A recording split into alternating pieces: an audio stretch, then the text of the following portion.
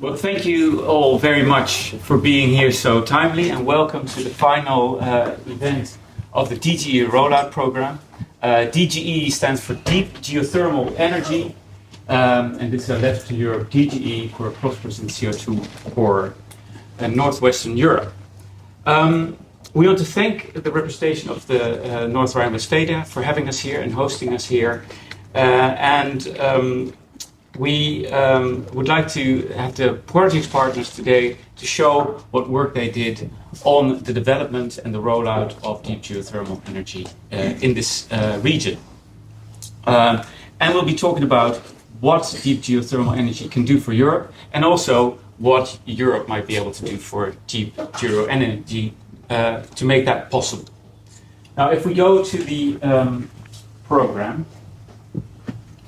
Oh, there you go, Matthew. But before we do, I did see, like, today is the 29th of June, and on the 29th of June in 1886, Robert Schuman was born. Maybe some of you know this man, but he was one of the founders, seen as one of the founders of the EU. He was born as a German national, and then he became French through the world wars that took place, and he had a really big role in bringing Europe together. So I thought that would be a nice thing to mention, because of course he's been a very important person to what we can do here together today. I'm Tim van Melle. I work for EBN, one of the project partners, and I'll be your moderator today. The program, as you have already been able to see, we're very happy to have Michel Van Kamp here, the Independent Director of the Royal Belgian Institute for Natural Sciences, who will be giving a welcome. And then there will be two keynotes I see here. One by Martin Salamon. He works for the Geological Survey of Rhine-Westphalia, and he'll be saying a little bit about the results of the project. And then we'll have Mr Matthieu Ballu from the Policy Officer from DGE-Energy for heating and cooling. Mr. Michel Van Kamp, very welcome. Thank you. You will be saying a few words to us, and I'd like to say that the Geological Survey of Belgium is a very important partner in this project, and has always it also hosts us here in Brussels, so that's also very kind of you. So, ladies and gentlemen, mesdames et messieurs, dames und Herren, sehr geehrte Kollegen, herzlich willkommen zur Abschlusskonferenz des Interreg North-West Europe Projekts Deep Geothermal Energy Rollout, die von der Vertretung des Landes Nordrhein-Westfalen bei der Europäischen Union ausgerichtet wird. The DGE-ROLLOUT project stands exemplative of collective efforts to embrace renewable energy that is imperative for our future. And in a world facing major environmental challenges, as everybody knows, development of green energy sources has become a vital necessity. Development of green energy is, however, not free, nor is without impact. There is no free energy, and this requires, among others, research, and this is why we gather here to focus on one remarkable source, the deep geothermal energy. Northwest Europe is home to the largest density of population, industries and services in Europe and even in the world. This region requires the development of all possible renewable and independent sources of energy, and it, of course, includes deep geothermal energy. And so, all together, we transcend borders and gather to mitigate climate change, reduce carbon emission, and foster energy security. And so, this conference serves as a platform to share knowledge, ID exchanges, and celebrate the achievements of DGE Rollout project. And I'm also very happy that's really a nice way to collaborate between countries which not such a long time ago were enemies, basically. Because you mentioned Schuman, I think it's a nice example. Allow me a few words about my institute, the Royal Belgian Institute of Natural Sciences. This institute aims at bringing nature to everyone's lives It provides scientific expertise aiding public authorities, that's typically this example here, scientific research, conservation of collection, maybe lesser important here, but very important for us, and among other, in the collection, geologic collection, where we actually can gather information, and dissemination to society, in particular throughout our wonderful museum, which I encourage you to visit if not yet done. I know that the team of the Geological Survey of Belgium in the Institute has been a dynamic and trustworthy partner throughout the project. I heard nice things about you, Estelle. This dedication follows a long history of Belgium's subsurface exploration that has achieved breakthrough in knowledge of the deep Belgian underground, and there is still a lot of things to do.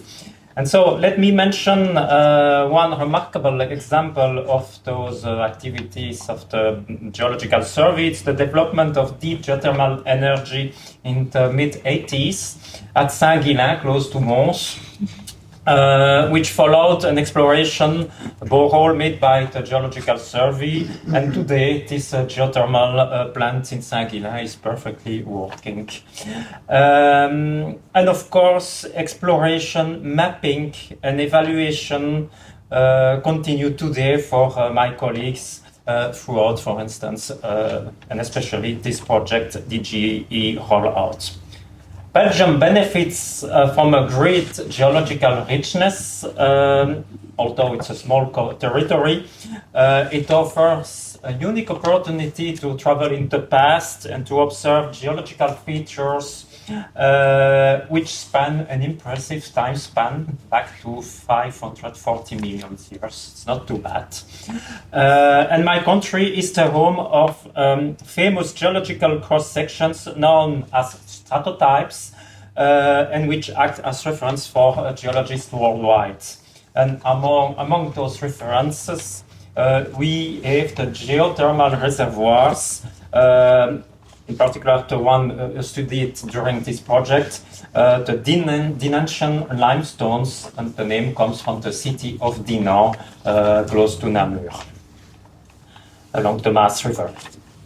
So today we will explore the remarkable progress made in harnessing deep geothermal energy for various applications such as heat, power generation, and district heating systems, and of course industrial use.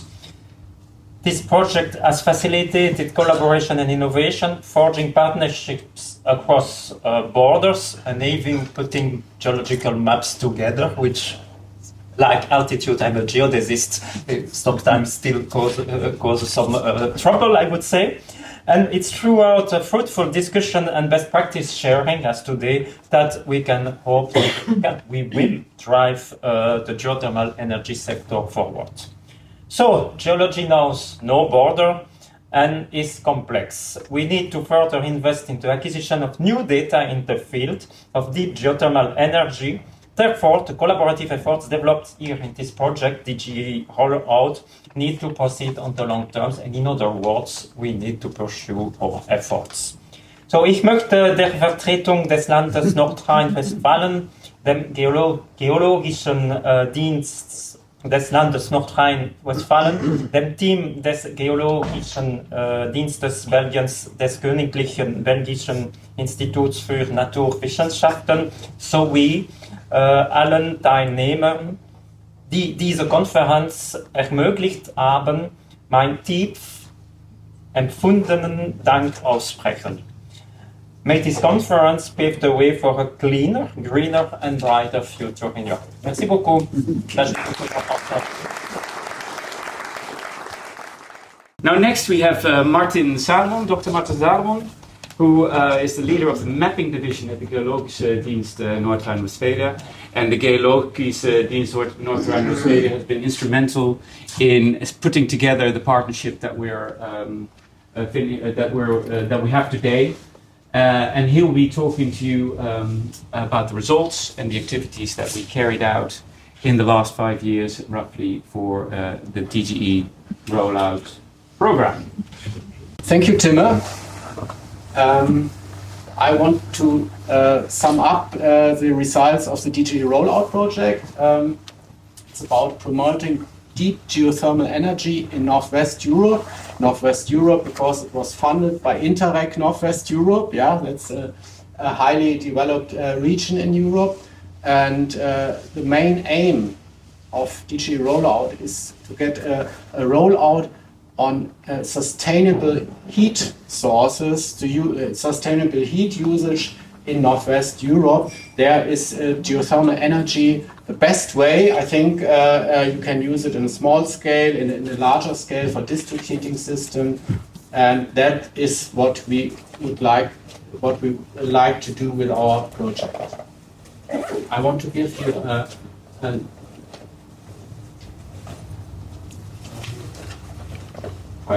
Okay, I will give you a short introduction in the concept and structure of the project and the summary of the major activities and the results and what contribution we did for Northwest Europe. Okay, this is the outline of Interreg area at Northwest Europe with a red outline, and in our project we concentrated on the areas France, Belgium, Germany, Netherlands, and also in the Upper Rhine-Graben in Germany. We started in October 2018 and we will end this year in October. The now financial volume is 19.7 million euros. There are 11.7 million euros European funding. The other money is coming from the partners. And you can find all about the project in the internet, on Twitter, and also on YouTube. Shortly, there are a lot of partners. Some are the geological surveys, because we are doing about geothermal energy and structure of the subsurface. We have research institutions in the partner countries. We have industry partners from several countries, large industry, and also smaller and middle enterprises, and we have research institutions of networking and education purpose. The whole project is supported by Daniel, and you have the management part with management, communication, and long-term, which is very important to Interreg, and I think we did good long-term results. And these are the important implementation work packages, mapping and networking. The mapping is led by GSP. Yeah, thank you, Estelle, for doing that. Great job. The decision and exploration, the exploration part was done by is done by Tim van Melle, EBN, and his team. Thank you for that. And Vito was in charge, or is in charge, of the testing and production optimization work package, which is also important. Thank you for that. And we have one investment, which is a heat pump connected to a mine now in North Rhine-Westphalia, and therefore many thanks to Ariana for this work, and the heat pump is now running. Yeah. So we achieved results. So the basic idea at the beginning was to use carbonate rocks of older ages. Dynantian is a lower Carboniferous, 340 million years ago or older, and for hydrothermal use, to use it as a heat source. This is a cross-section through the Netherlands, where you can see these carbonate rocks here in the deep subsurface, and they are corresponding to other reservoirs which are used in Europe for geothermal energy. This is an example of the Munich area with Jurassic carbonates, and these carbonates also, other Jurassic carbonates are used for geothermal energy in the Paris Basin area here. There are since 1970s more than 50 operating geothermal plants for heat usage. And in the Munich area, which started later, now there are more than 20 power plants, geothermal plants, using heat for district heating networks, but also using energy directly as electricity. And there are some other installations here in this in another basin, which are in older rocks, the red dots, the Rhine-Westphalian basin, and there are these kind of rocks, lower carboniferous carbonates were used for geothermal energy. So don't be afraid. This is a kind of geological map, yeah, showing you see some borders here, yeah, and you see a coastline, yeah. This is the North Sea, the islands here. This is England, and this is what we think the subsurface would look like, and we know that from seismic acquisition and deep boreholes done in the project, but this is and before. Yeah, it's not, and this is a kind of reconstruction. Here it's these carbonate rocks are eroded, and this signature, this stands for limestones, or limestone stolostones, which can be used for geothermal heating as a heat source. And you have here a big platform rim around an island at Carboniferous times, a long time ago, more than 300 million years. And here are isolated atolls, isolated reefs, and this makes exploration complicated and necessary. And this cross-section explains why we need seismic acquisition, which is very expensive, but it's necessary to find these spots here in the deep subsurface. These are drowned reefs in the Netherlands, actually. This example, they were important for oil and gas, but also they are important for geothermal energy. And this is the platform around this so-called London Brabant Island, which is also drowned and covered by younger sediments, and the high porosity in the carbonates can be used for geothermal energy. Yeah, and that's the reason why we do seismic. Then you can see, like, this is this platform rim. This is a scan seismic line with interpretation of top and base of Danensian carbonates. So this is what we see now in the deep subsurface. They played with the stuff, so you can see that the top of Danensian as it was at the time of the deposition. Yeah, more than 340 million years ago. And we did in our project in the 3 parts. This first work package is mapping. So we did a transnational mapping, and these are results, not the final results, but final will be in a few weeks. Yeah. We are still working on that, and this is the depth of these Danensian rocks for the whole area. And this map is the hotspots of the regions. Yeah, here the Danensian is the hottest. Yeah, so it's a very simple explanation. So you can see for the whole region. In the second work package, decision and exploration support. We did a lot of acquisition of old and new data. So this is a map, and these color shows old seismic data, which was reinterpreted, which was a lot of work and refurbished for new use in modern systems, which was very great. And this was done with these 2 long lines in Germany, with this cross-border line in Germany and the Netherlands, in Belgium, sorry, and with all these lines in the Hauts-de-France region in France. And also there was acquisition of new seismic lines, cross-border acquisition in Flanders and the Netherlands, long lines in the Netherlands. And also these 2 new seismic lines in the central Walloon region, which were done this in December.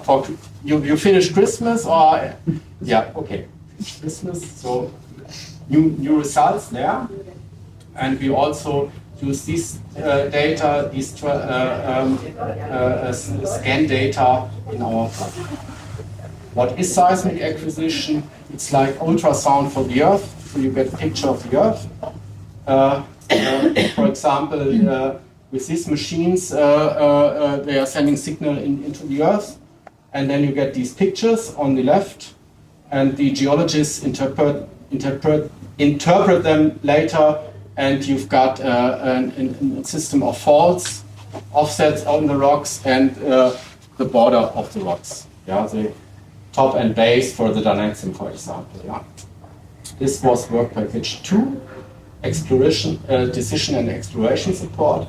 In the third work package, we were looking at 2 sites, Balmard and Weisweiler, for testing for production optimization.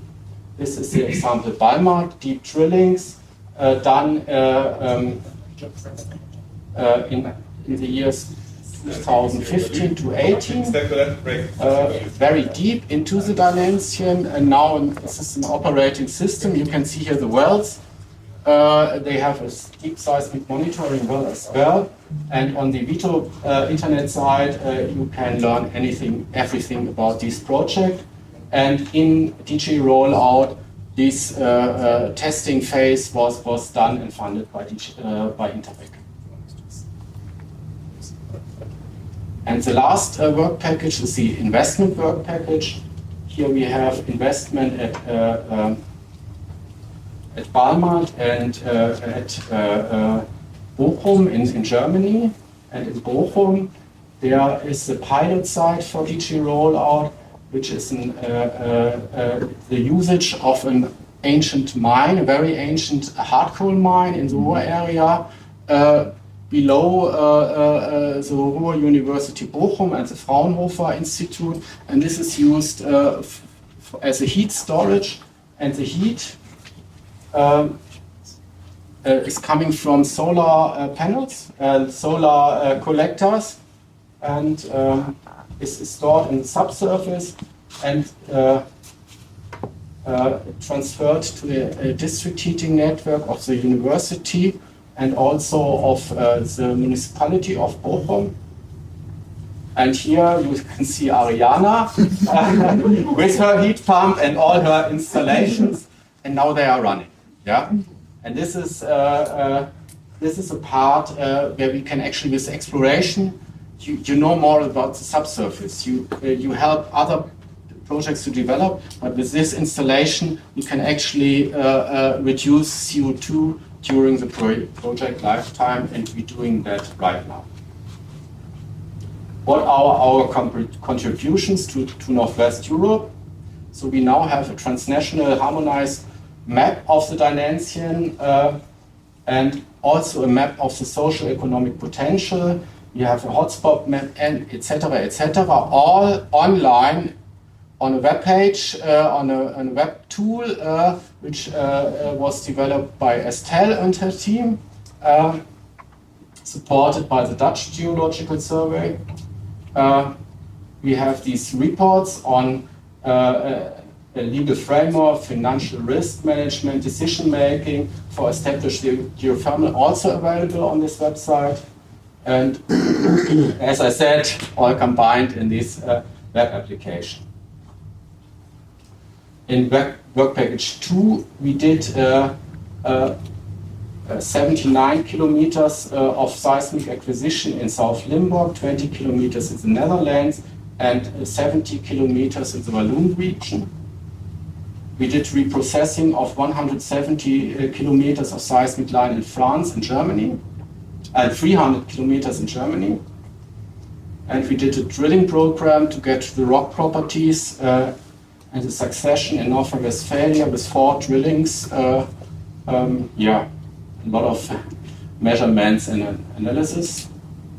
And this will be also all included in the web application to be released soon. Yeah. In work package 3,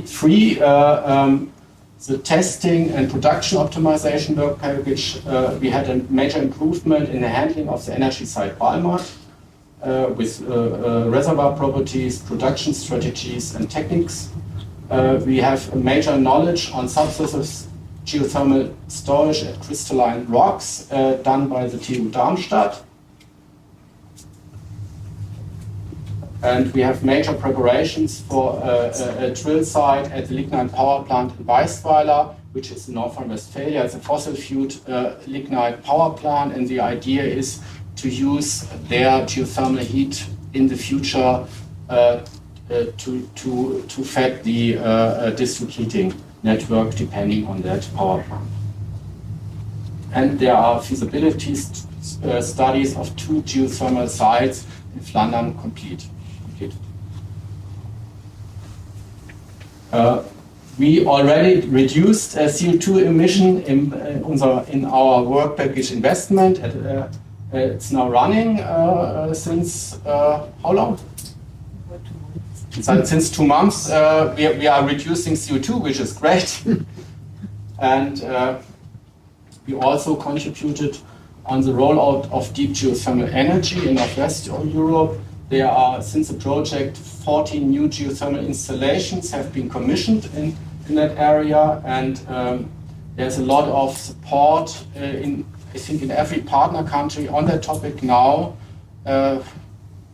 which is really great. This is a change of the game for North Rhine-Westphalia, I can tell you, because now everybody is thinking or is going into the direction we have to use geothermal energy, not only the shallow geothermal, but also middle deep and deep geothermal for the future to get a better CO2 imprint and to get away from fossil fuels for heating systems. Yeah, that's it. Thanks to everybody. It was a huge group. I enjoyed it very much, this project. And I think it did some changes in the overall scheme for geothermal in the area. Yeah. Thank you, Martin. I think there's time for a question, Martin. And I would like to ask you one question. You were very much sort of a driver for this project 5 years ago. And I was wondering, why is it so important to you that geothermal energy is explored, that we're looking for it? What makes it so important? I love coal seams. Yeah, that's true. I love all this stuff, but I think for the future, our CO2 imprint is so high, and this is, for me, one of the only sustainable solutions for heating. Yeah. In Germany, we have a lot of discussion. We have to get rid of our fossil fuel heatings there. Yeah, that's true. But I think with heat pump systems for air, it's not enough. Yeah, and speaking for North Rhine-Westphalia, we have district heating networks. All fossil power district heating network. And all these municipalities there, all the city works are looking for solutions to reduce the CO2 print of this district heating. District heating is great, but you can also use geothermal energy, hydrothermal energy on this topic. This is one point. And also for if you are planning a new building area, yeah. Make middle deep geothermal for the housings there, yeah, to have a small district, small low temperature district heating grid. Use this stuff. It makes no noise, yeah. It's small. It's in the earth. You don't see it, yeah. It doesn't bother so much. So and it's there. The heat is there, and Iceland 85% CO2 neutral energy. With geothermal energy, yeah. But they started in the 1960s. Yeah. So we cannot do without if it's about the heat transition. Yeah. Thank you very much, Martin. Thank you. And I'm glad we can welcome just in time Mr. Matthieu Ballu, if I say that correctly. You are a policy officer in the charge of heating and cooling at the DG Energy. And also system and energy integration, so very good that you're here. You'll be telling us a bit about your view about the future of deep geothermal energy, and well, we're really looking forward to that. So thanks a lot, and good afternoon, everyone. Sorry for missing Martin, the beginning of your presentation. I looked up the project, and it's great. It's very encouraging. So indeed, I'm working in the team that is in charge of developing and implementing renewable policy in general in the EU, and energy system integration, which is the new additional concept that we've been developing since, well, 2018, 2019, let's say. So I wanted to give you a bit of context that you understand really where this fits in our policies and where we are going to, because we have been working in a world that was completely unimaginable even 10 or 5 years ago, with a succession of crises. So 1 year ago, as a response to Russia's invasion of Ukraine, the European Commission presented its Repower EU plan, which was about eliminating Russian energy imports from Russia, from the EU energy mix, and imposing sanctions on Russian oil and coal, but also boosting our clean energy transformation and accelerating the clean energy transformation. And it's very interesting to note that in this crisis, but also the previous ones, if I had come to here 3 years ago, I would have been talking about COVID recovery, then immediately after about the high energy crisis. In all these successive crises, which were existential for EU energy policy at least, there was never a question of let's stop talking about that green stuff and focus on the fundamentals. There was a realization that this clean energy transition was the fundamental, and we stayed course. And if you look at how our ambitions for renewable energy have evolved over the past 10 years, always looking at 2030, it's even more striking. The first time the EU heads of state adopted a number for where we should be in terms of renewables in 2030, it was back in 2014. At the time, we were working towards our 2020 climate and energy objectives for 2020, and then we extrapolated a bit, and 2030, we should be at 27% of renewables in the EU energy mix overall. This week, the European Parliament endorsed a deal on the new Renewable Energy Directive, so our big legal framework for renewables, with a target, still for 2030, of 42.5%. So within the next 8 years, it's almost exactly doubling the ambition that we had set for exactly the same date back in 2014. So it shows that our collective understanding of what is possible, technically, but also politically acceptable, has completely changed. Completely changed. We still saw renewables as something that would provide 1/4 of. Now we're looking at renewables providing almost half of all the EU's energy needs, of an electricity system where more than 70% of our electricity will come from renewable energy by 2030. So we have really seen a complete change.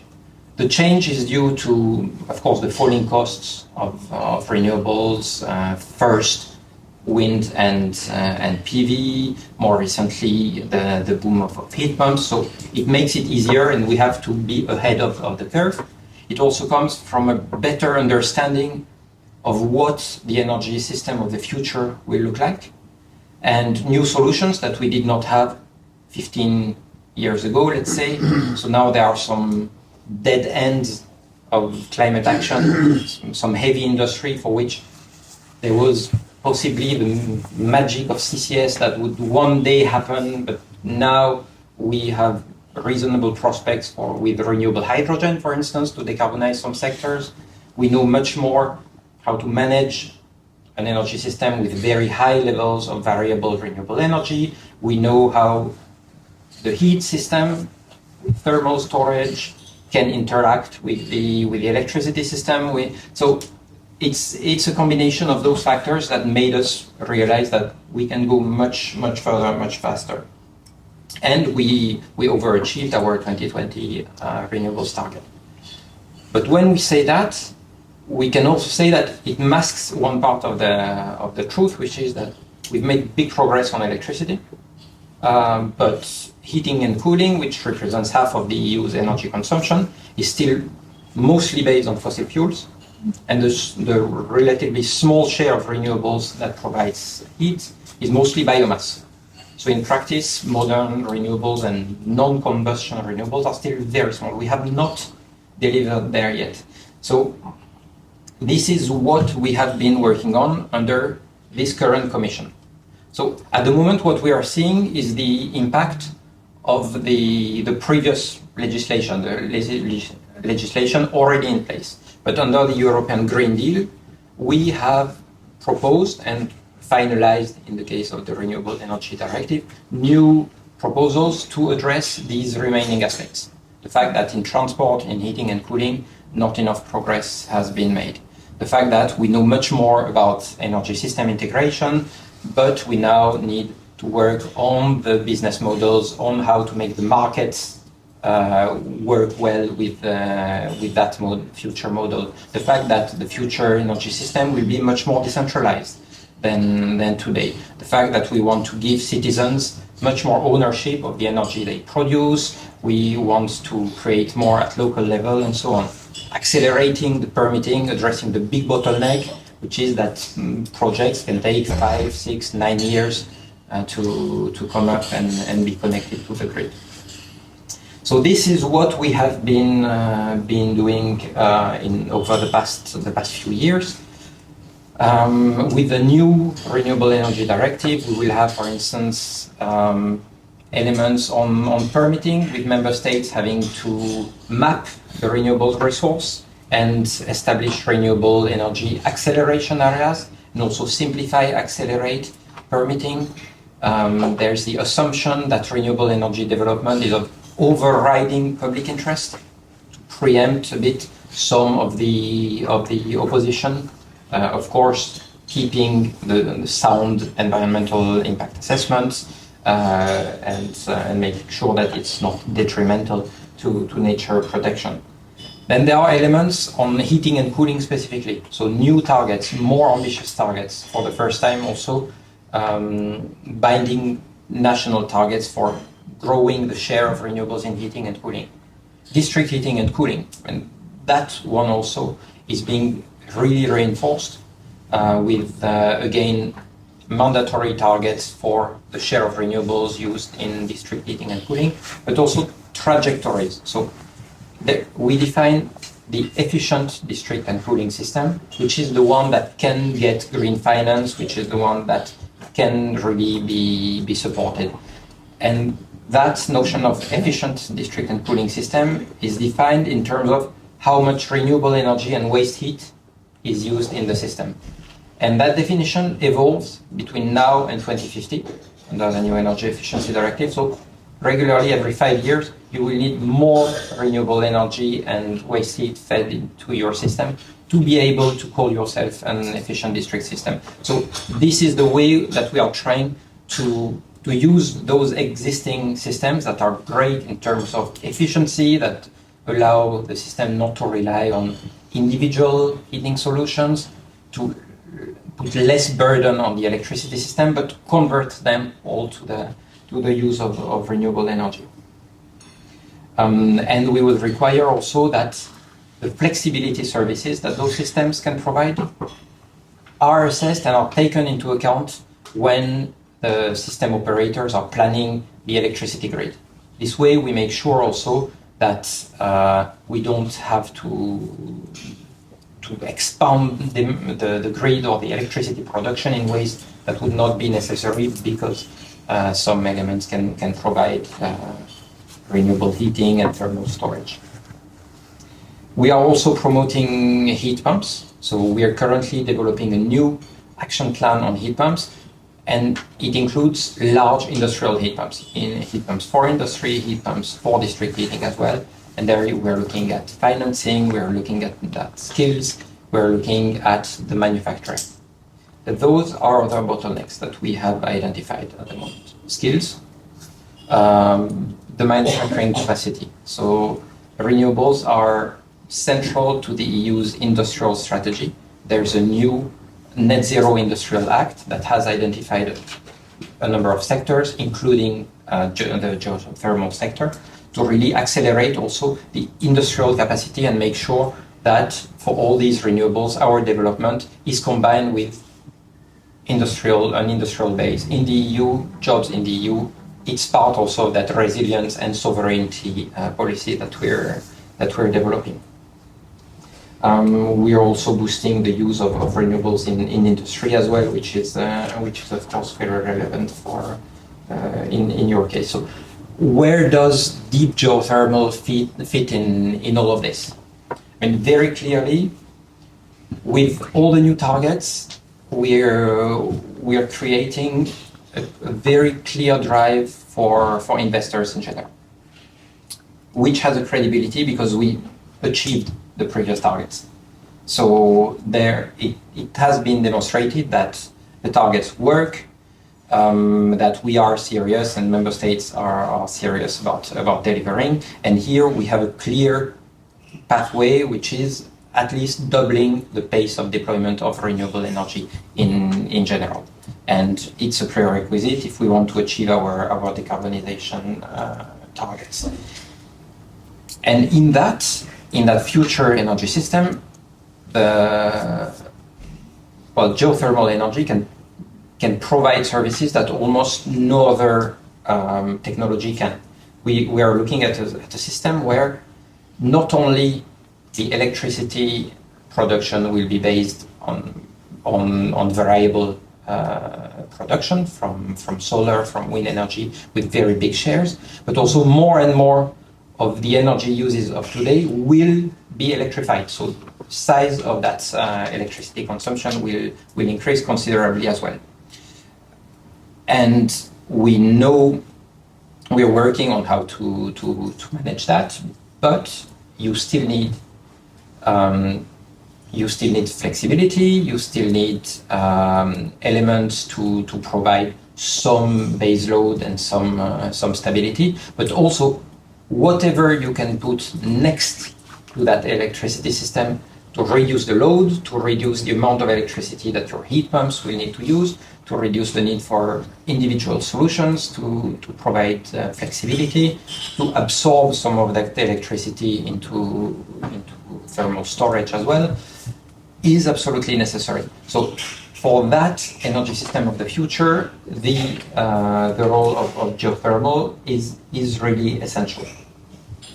And in combination with district heating that I mentioned for the energy, for the industry, because we're talking a lot about hydrogen as well. But by 2030, even by 2040, there will be very little renewable hydrogen produced and an enormous demand.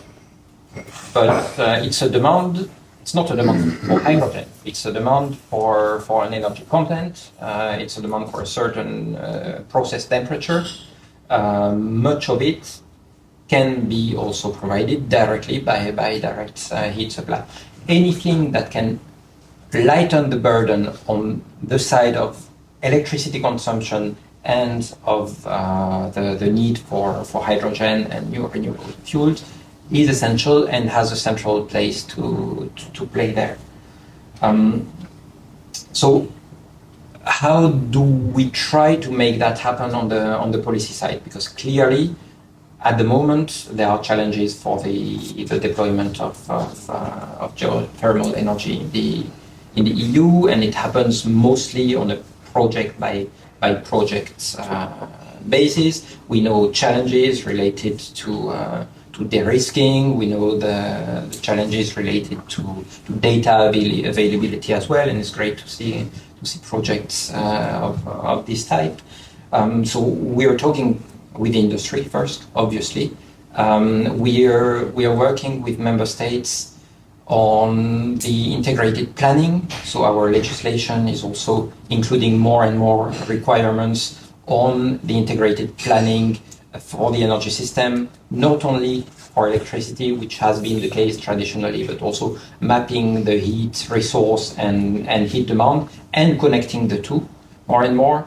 And we are trying to get to a more local level as well, which is challenging and for which our own means of action are sometimes limited. And yes, we're looking at interesting schemes in some member states. Hungary, for instance, proposed an upgrade of its current de-risking scheme under the European Recovering Facility. So these are the types of schemes that we are trying to promote as well. So, in conclusion, that would really be my message as well.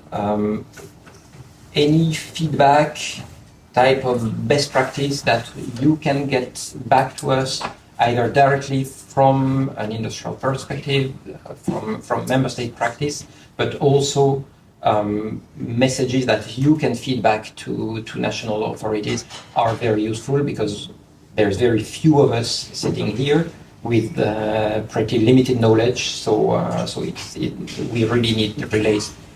Thanks a lot for this event and for inviting. Thank you.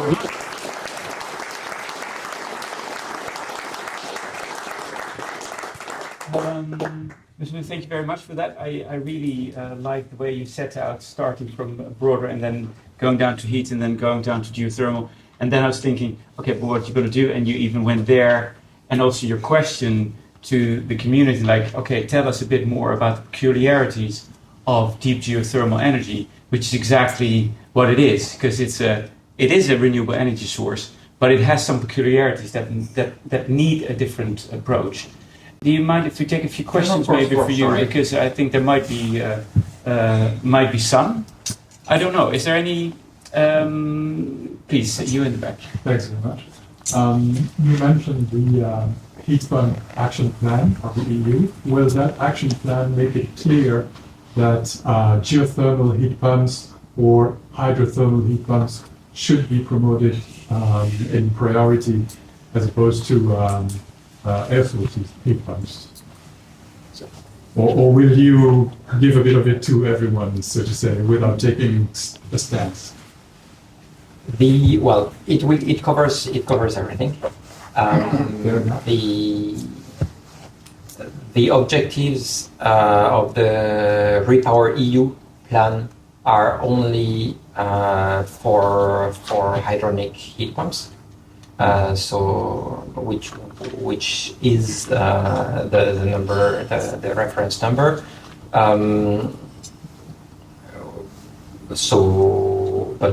But overall, the action plan will cover everything. It's not a legal document. It will have several blocks. One of them is a so-called heat pump accelerator, where we will try to establish a kind of platform with the industry, member states, academic experts, and training institutes to work mostly on the accelerated deployment of heat pumps. There will be one aspect dedicated to skills, where it would also not necessarily make sense to fully discriminate, but where, of course, the biggest needs there is to reconnect probably the plumbing and the electrical types of trainings into one single curriculum. Another one will be to establish modular curricula, let's say, which is probably the most efficient option. And another one is more on all the available financing aspects, and where we could identify further gaps or push member states to go further. And the last one is more about raising the profile of heat pumps across all legislation, let's say, and focus a bit more the minds. There's, for instance, the ongoing revision of the Energy Performance of Buildings Directive, the measure, the regulation on energy efficiency requirements for boilers. So by publishing the document like that and really hammering a bit the message, we also hope to create a bit more impulse on that.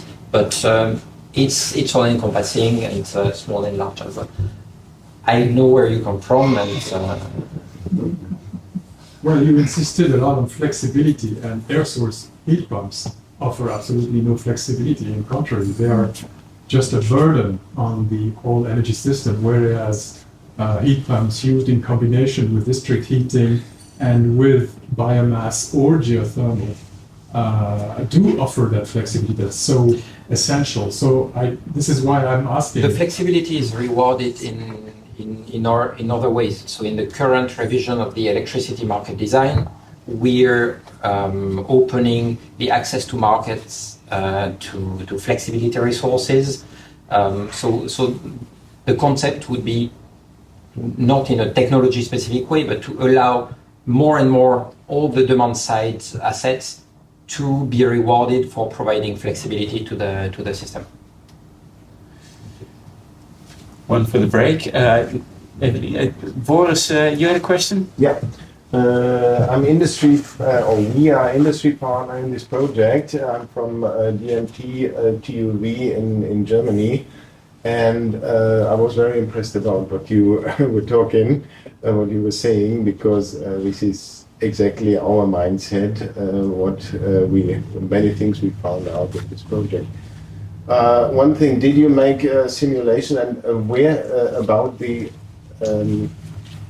about the part of deep geothermal energy in the future and the whole energy mix of Europe?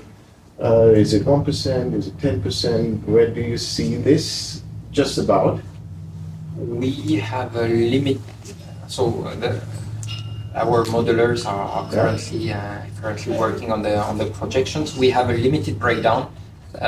So I don't have good numbers to give you. There's really yes, but we all can agree that deep geothermal will play a major role. So we have to talk about, and you said this, on the one hand, to investigate the resources, and you said you have made up a program already, or have incorporated this in your program.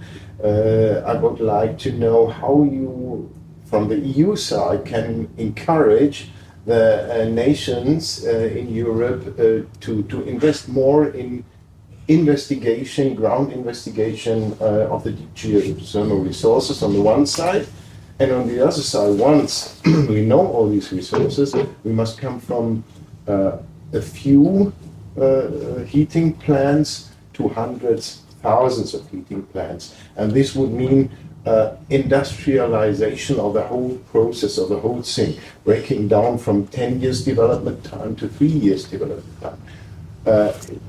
So this all was in your talking, but how you will encourage the states, the member states, to proceed and to accelerate on this way? So in terms of numbers, the big weakness is that we don't have good numbers available, because, as I said, it tends to be project by project, because member states had to establish so-called comprehensive assessments of the heating and cooling resources, which they submitted in 2021, I think, or in 2022. Some of them were late. So those were required under EU legislation, but the first ones were very poor. This first series of reports, the information was not systematic, not fully comparable, many numbers were missing. And we largely depend on what countries submit to Eurostat in terms of their current numbers, and to us in terms of their projections, to also do our projections. So, and geothermal is probably the sector with the poorest available information, which limits also a lot our ability to project, because the range and the margin of error is enormous. then how we encourage member states exactly with that, with those new planning requirements and reporting requirements that exist under the Energy Efficiency Directive, the Renewable Energy Directive, where they have to map the resources, to map also the demand, the main demand sites, and incorporate the mapping of flexibility resources in their electricity planning and so on.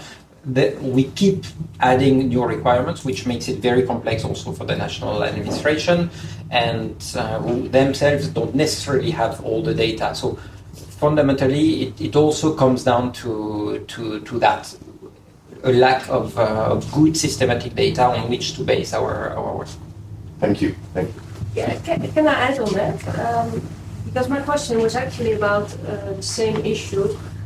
There's lots of geologists here in the room, and typically some areas in Europe have been very well mapped. There was mining, there was oil and gas, and some areas are poorly mapped, and we just don't know. Now, it takes a lot of time to catch up. Are you also planning in financially stimulating member states to start mapping? Or is that still a responsibility of the developing companies? I think it's still a member state issue. So we don't have specific requirements on that, because our requirements are indeed on mapping the available heat resource, but member states can also declare what they know. In a way, it's the leverage we have, and also the ability that we have to look at their plan and say, look, this doesn't seem to correspond to reality, is limited. So I guess that my colleagues from the Directorate General that deals more with the industry, including the mining sector, would have the instruments and would have more to tell you about that data availability. And we're really dealing with the energy policy specifically, which is also a bit the difficulty with geothermal, because we have completely different instruments, and we don't necessarily fully know what the others are doing in that case. But yes, our tools are very limited on that. It's a bit chicken and egg, Yes. because there's lots of subsidies for innovation, but to do innovation you first need to have the data, and to acquire the data is so expensive that nobody gets to that. So that there is almost like a standstill. But So maybe it's interesting to have on that, it would be interesting for me also to know what are the terra incognita in the EU. So that would be great. Well, Yeah. I think we can definitely do that for Northwestern Europe, and probably between us also for a large part. And I think also in the question of Evelyn is also the question about not gathering the data, just also making sure that available data that is somewhere but not accessible, that is becomes more available to the public or who want to work with. Do you think there might ever be a place where the European Union might play a role in sort of having perhaps a European database, or having sort of saying that all this data need to be public for the... probably it happened with maritime policy. Mm-hmm. There is a European Atlas of the Sea, and there were European-wide exercises on mapping the sea floor. Okay. So there's no reason why. Again, unfortunately, yes, that's our administration. So it would be the responsibility of other departments, but it's worth. And I'm happy to establish contact there if you want to start the lobbying on that side. Great. Well, thank you very much. I think there weren't any outstanding questions because it's about 3 o'clock. I'm very happy you could join us, and thank you so much for your ambition and the insight you gave us in what you're working on from the European Commission. Thank you. And